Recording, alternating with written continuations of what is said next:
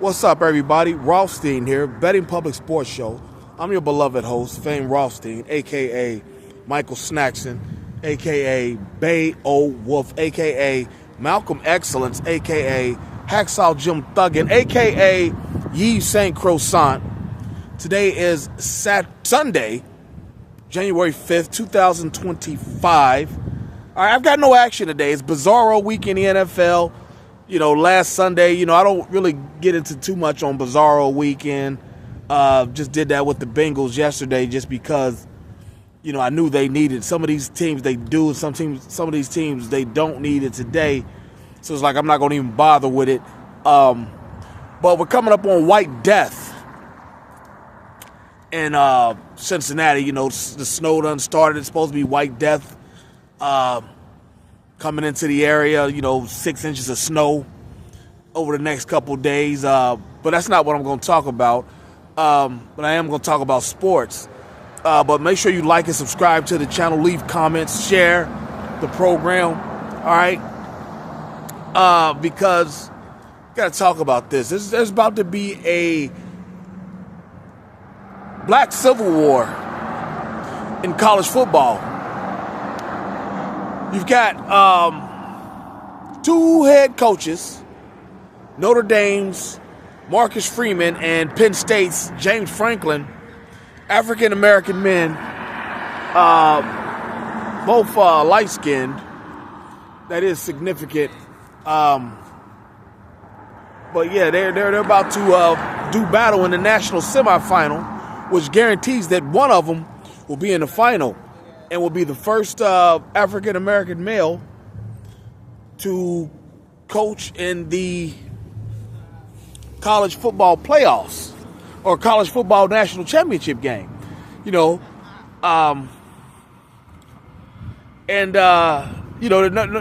ever done that. And the thing is, it's about to get ugly because, saw a press conference of Marcus Freeman, Notre Dame coach Marcus Freeman. He said that, race. Somebody asked him the significance of it, and he said, race doesn't matter. He gave him that one of those answers. Race doesn't matter. Blah blah blah. You should be, on your accolades and in your performance, shit like that, which is admirable to say, but not when James Franklin saying what he said. James Franklin clearly said, I don't know how old this quote is, but it's attributed to him. I don't know if it's recent or, back in the day, but he's clearly said, and I can't say it verbatim because I don't have it right in front of me, but he clearly said he's been gunning to be the first black head coach to win a title in college football. Made no bones about it. James Franklin also is the same coach who, said years ago that, that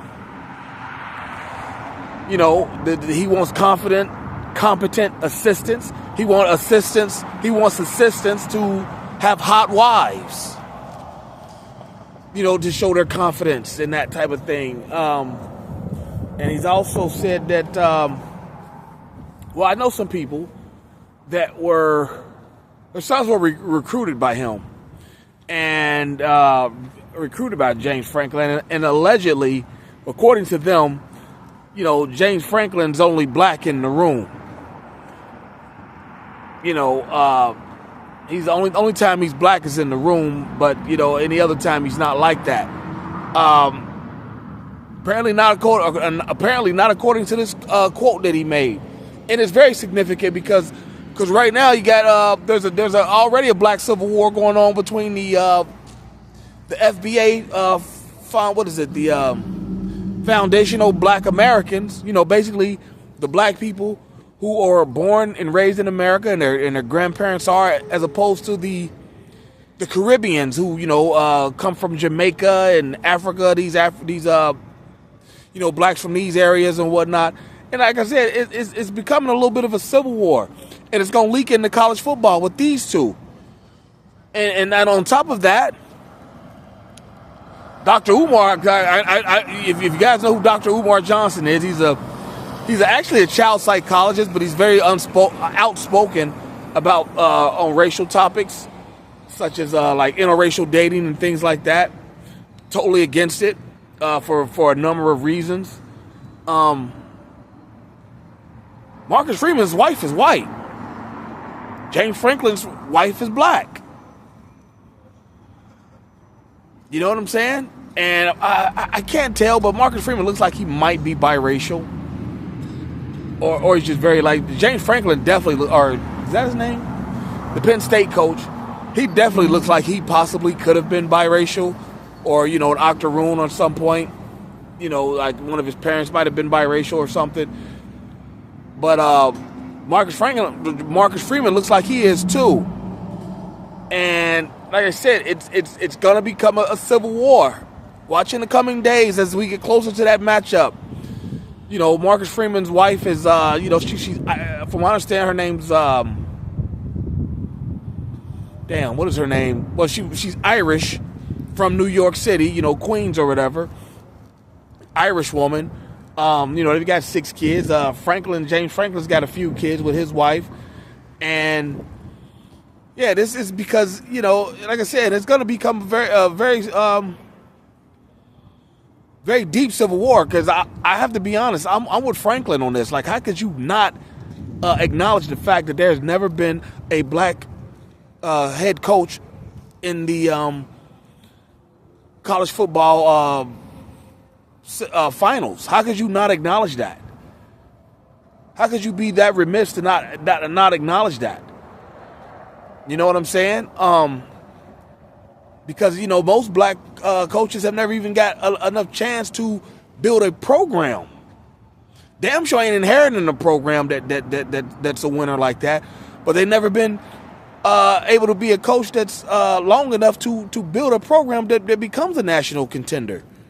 You had the guy at Florida, forget his name, Randy something. Or at Miami, Miami of Florida. And that was pretty much it. I mean, you had Sylvester Crooms in the SEC. Most of these guys, they're stuck in mediocrity schools. A low-level ACC school at best. And ACC ain't really a football conference like that. Damn sure wasn't getting none in that. Damn sure ain't becoming a head coach in the South, in the SEC. Or they'll end up going to, a place like Syracuse or Cincinnati, place not... Ohio State ain't never gonna hire no black coach. Alabama ain't hiring no black coach, no black head coach. Look at the guy that was there. The only black assistant to come out of Saban's stable. He's at Maryland now. I'm telling you, this is very significant. And I think Marcus Freeman's kind of being a jerk off, not acknowledging it. Or he just, but then again, he's from the military, and then you see he's coaching because he was born from what I understand, he was born on Wright-Patterson Air Force Base. About an hour from the Republic of Cincinnati, up there near Dayton, Ohio. And he's coaching at a parochial, a religious institution, Notre Dame. They've had a black coach. It was a big deal when they hired Ty Willingham. Ty Willingham was in and out of there less than 5 years.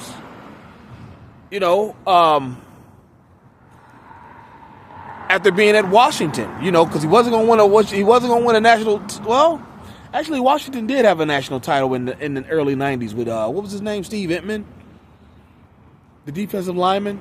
But by the time Ty Willingham got there, Washington's football allure had been gone, way gone. So Ty Willingham was there, and yeah, man. Ty Willingham was in and out of Notre Dame about 3-4 years, and then, it was just, one after another. Then Brian Kelly kind of, settled the program down, and then, like I said, now Marcus Freeman's there, and he started off shaky last year. I mean, had some losses. He even lost to Northern Illinois this year. So his job might have been on the line, or been rumored to be on the line, had he not had a good year this year. like I said, most black coaches ain't around long enough to do that. I remember a kid in college asked me about that. This a college student. This is probably 15 years ago. He asked me about that type of thing, black coaches and whatnot. And I was like, hey, he told me what school he was from, a rural school. And I told him the school I was from, an urban inner city school. I was like, you'll have more opportunity, more chance to go coach at my school, an urban school, than I would be able to coach at your school, a rural school like that. Most times, hell, one of the best high school coaches here, guy by the name of Doc Gamble, led the inner city school to a 10-0 record one time, and then as a coach, he took his alma mater to new heights as a coach. He went to a suburban school. He could only deal with it 1 year. Got up out of there. It was all over him. Couldn't deal with it anymore. And so, yeah, man, shame on Marcus Franklin. Just shame. You should have just dodged the question if that was your best answer. I get it. But I get it. I understand why you did it, but I think you could have dodged. Just that question, you can't be that remiss on that. That's a very significant issue. The lack of black coaches at P5 schools. I think there's probably only about 15. P4, P5 schools. I think there's less than 15 of you. And even that, how many of you have a legitimate shot to win a title? You got Franklin at Penn State. You got you at Notre Dame. You got a couple guys in the ACC, but again, they got to win the ACC to get out through there. You got to go through Dabo and Clemson. Florida State just had a bad year. You know what I'm saying? I mean, let's be honest. Deion, never really had no real chance to win a national title at Colorado. Not this past year. These past couple years, he might. But yeah, man. So shout out to James Franklin, the Penn State coach. Shout out to him for at least being upfront about shit. Like I said, I don't know how long ago that quote was, but he's been at Penn State for a few years now. I want to say he was the first coach after all the Paterno guys were gone. The Paterno, the Sandusky shit, raping the little boys. That situation. That was a great HBO movie. I think it was called Paterno. That was a great HBO movie. That was one of the better ones. HBO makes some good movies. Hustle with Pete Rose. You Don't Know Jack. They make some great movies about like real life events and turn them into movies. That one about Paterno was good too. Like, you go check that out. But yeah, so shout out to I'm rooting for James Franklin because at least he's up front and honest about it. Regardless of anybody's whites or anything like that, I'm rooting for Franklin. I'd rather him win it than Marcus Freeman until Marcus Freeman grows the fuck up. But I digress. Let's go make sure we like and subscribe to the channel, leave comments, let me know what you think. Even if you're not a black person, let me know what you think, because this is a very I find this to be significant that a black head coach will be in the title game with a chance to win it. I mean, even college basketball.